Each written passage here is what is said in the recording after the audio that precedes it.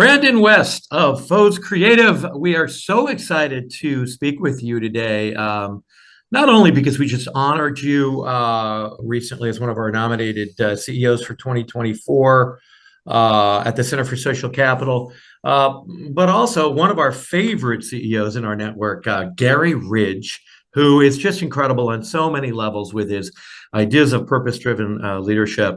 Nominated you so enthusiastically. And but it's the reasons why he nominated you, and just the thoughts of purpose-driven leadership, obviously, but the people first culture mission, and to use your own words, to cultivate true flourishing in people and organizations. I mean, we could have written these words if you didn't, because it's so much of what we're about.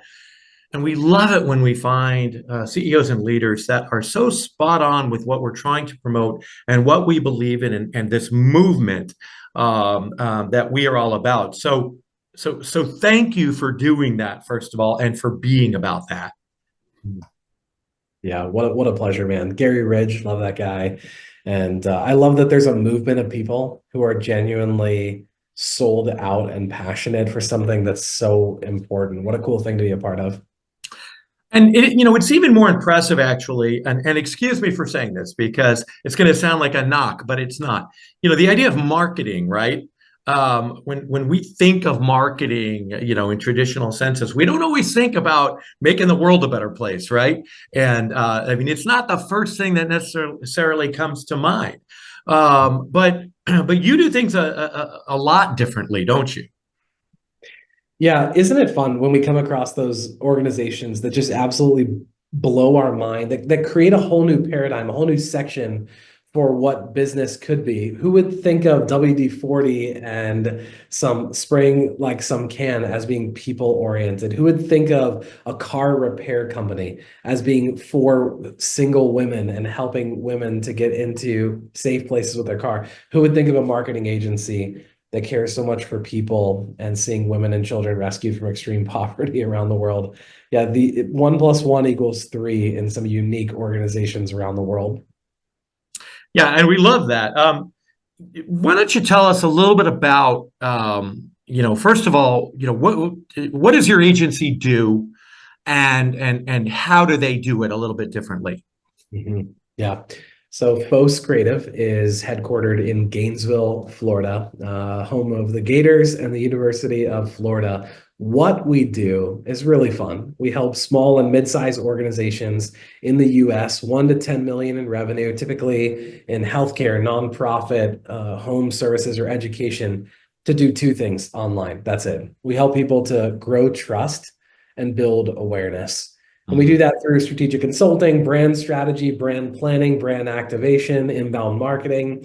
We're helping companies to connect their trustworthiness to prospective clients online. Really fun to do that. We've been in business for 12 years, have 24 people on the team, have served hundreds and hundreds of clients in about every industry. The way that we do that really uniquely, we have a really great group of people here, people who are exceptionally good at what they do, but are fun to work with. I remember one of my mentors in life, I tried to invite him into PHOS and hire him, and he's like, I don't think I can do that, but here's what I've learned, Brandon. He said, I've learned over the 30 years of doing creative direction, I just want to do great work with great people. I think the things that make PHOS great, we have great people, a really great process, and we have this really amazing greater purpose that we stand behind. And for the right client, all three of those things are everything that they've always been dreaming of, and they didn't know they could find in a single agency. And I love what you said, about the, not just, first of all, the types of clients that you help, obviously, are companies that by nature are helping people, and I love that idea that's your genre.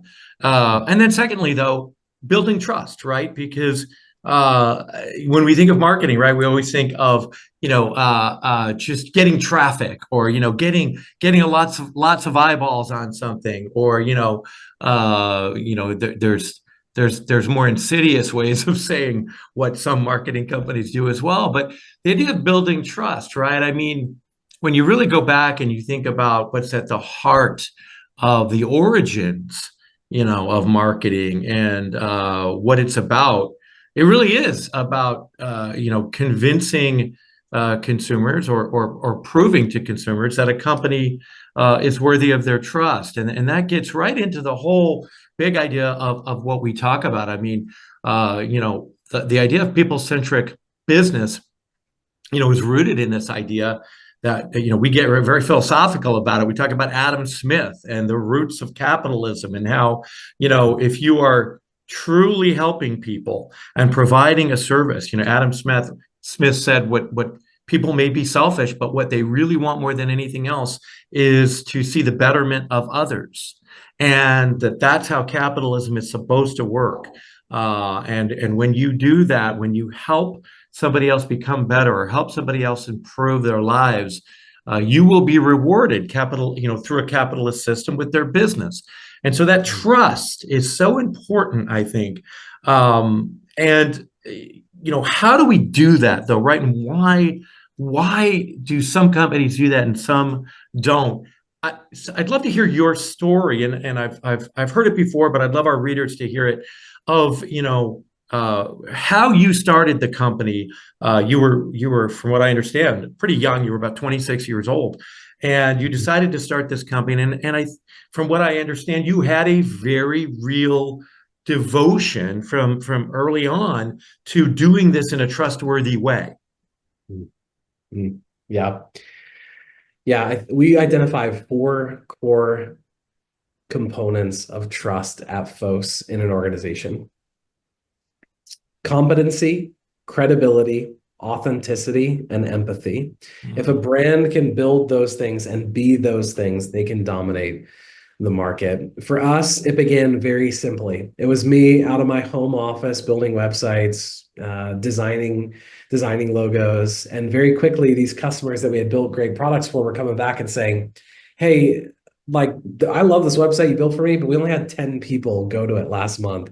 Can you help me drive traffic to this website?" So very quickly, we pivoted into digital marketing as a service, not just building great brands, trustworthy brands, but building this great funnel behind it as well. But I think people centricity in a company also grows over time. The first person I ever hired was my best friend. I just didn't want him to move to Atlanta. And I was like, "Come work for me. I'll figure it out." I offered him $24,000 a year. And I was like, "Come work with me in my home office." And he would come into my home office each day. And right there inside of that small space, we would do marketing for businesses. And at some point, we had 4 people working out of that home office, a small little room. My wife would bring us homemade fresh baked cookies in the afternoon.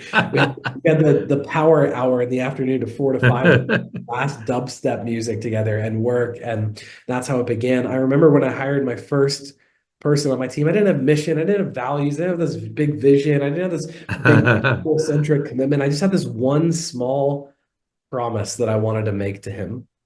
And my promise was that I would build for him a place where at some point, unpromptedly, he would come to me and tell me, "This is the best company I've ever worked for."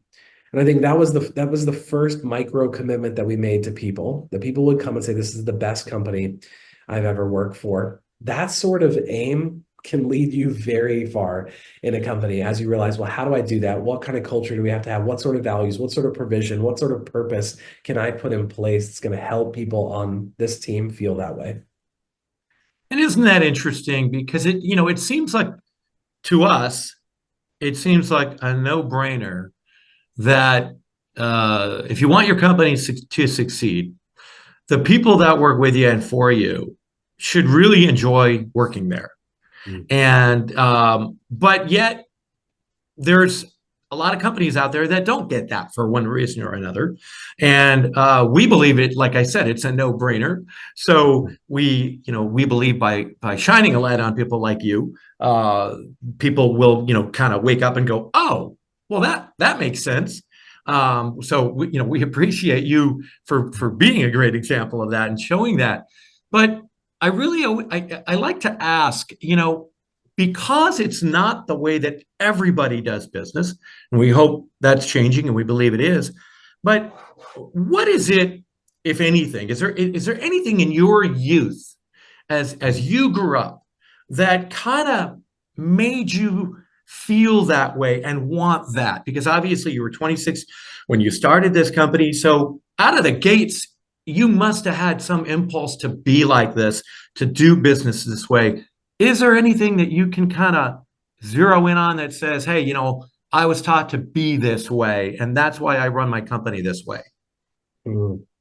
Chris, that's such a good question, man. And that's such a vulnerable question as well. To be completely honest with you, I think everything that I am naturally in my life and in my leadership is the absolute antithesis of everything that we do as a company. I think that I'm naturally a proud, selfish person who cares only about my needs, my family, my income. I think by default, that's completely me. I do not normally and regularly set my eyes on other people. I think two things have done that for me. One would be my faith. I'm a Christian, and I would believe that like there's one of my favorite verses in the whole Bible says that Jesus came and that he died so that those who lived, me, would no longer live for themselves, but for him who for their sake died and rose again.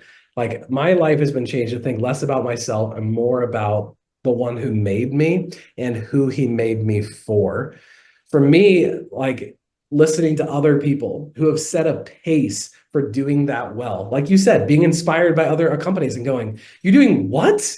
Mm. If there was one reason why none of us do this, it's because we're not naturally wired that way. But the truth is, even when our eyes and our mind, our heart have been set free, we struggle with this one ultimate reality that is love is not efficient.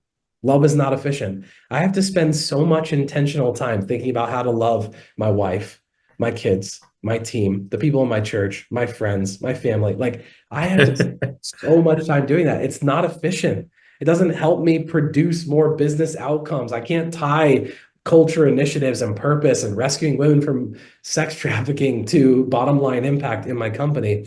I just, at the end of the day, I don't want to waste my business. I don't want to waste my business on profit. I don't want my P&L to be the only thing I look at on a weekly basis. I want the people that I serve and the people really who are at the bottom of that P&L to be the ones I spend the most amount of time thinking about. And so it's interesting that you say that. I mean, that's one of the most fascinating answers I've ever gotten. It's one of the most honest, so I love it. And so there's this interesting fine line that I think all of these people-centric CEOs that we talk to walk, and that is, and you've kind of zeroed in on it, which is you've got to be focused on profit, you've got to be focused on efficiency, you've got to make these things happen. Otherwise you're going to go out of business, obviously, and it's a very competitive world if you're going to want to compete at the highest levels. So why do business this way when it's not efficient, right? When it may not be the quickest route to, achieving those goals. And I think you sort of back-ended into it a little bit there, which is that at the end of the day, it's back to that Adam Smith quote, which is, even though that we really want, quote unquote, want quick profits and quick this and to serve our needs, there is some part of it that's just not satisfied enough by that, right? And we do want something else. And it's hard to quantify that, right? It's hard to say, okay, I did business this way and it led to this exactly like that, and that's the reward. But there is a reward, isn't there, at the end of the day, to doing business this way, as opposed to in a very selfish way. For you, Yeah. for you, what does that mean? How does that demonstrate itself for you? Oh, that's so good, Chris. That's so good. I released my first book earlier this year, January of 2024. It is entitled, It Is Not Your Business to Succeed. And it really is about this question right here, which is how do you define success? Because the way that we typically define success is wealth, income, status, awards, things that we own, boats, mansions, etc., bank accounts, Mm-hmm. blah, blah. That's how we define success. But the truth is, we could give ourselves to everything that this culture would define as success and still have written over our lives, life wasted. There are certain things that are more important to me than just those things. In fact, all of those things are just a tool for a greater end. The book ends with another one of my favorite verses in the Bible from Revelation 2, chapter 2, verse 10, where it says, "To the one who is faithful, I will give the crown of life." At the end of the day, I just want to be found faithful in my leadership of my company. And I don't think it's faithful leadership for me to just chase a bottom line where people are just a tool, where employees are just a cog in a wheel. They feel it, they hate it. Our culture has shifted. We understand employment, you can't just do that any longer. But the truth is, even in our surrender to that, we typically aim for the minimum viable product. What do I have to do to keep these people happy? That's not enough for me. I want to practice generosity. I want to practice faithfulness. I want to practice love and care and compassion. Our mission at PHOS, like you quoted, to cultivate true flourishing in people and organizations while reflecting the love of Jesus to the world. We've identified 6 dimensions of wellness at PHOS: financial, intellectual, physical, spiritual, emotional, and relational. And I'm trying to help every single person on our team and their families and our clients and our vendors and suppliers and our local and global community to flourish in all 6 of those ways. When I see that happen, well done. Well done to my team, to my leadership team, to my executive team, to the people who help us make that happen. That's a job well done at PHOS.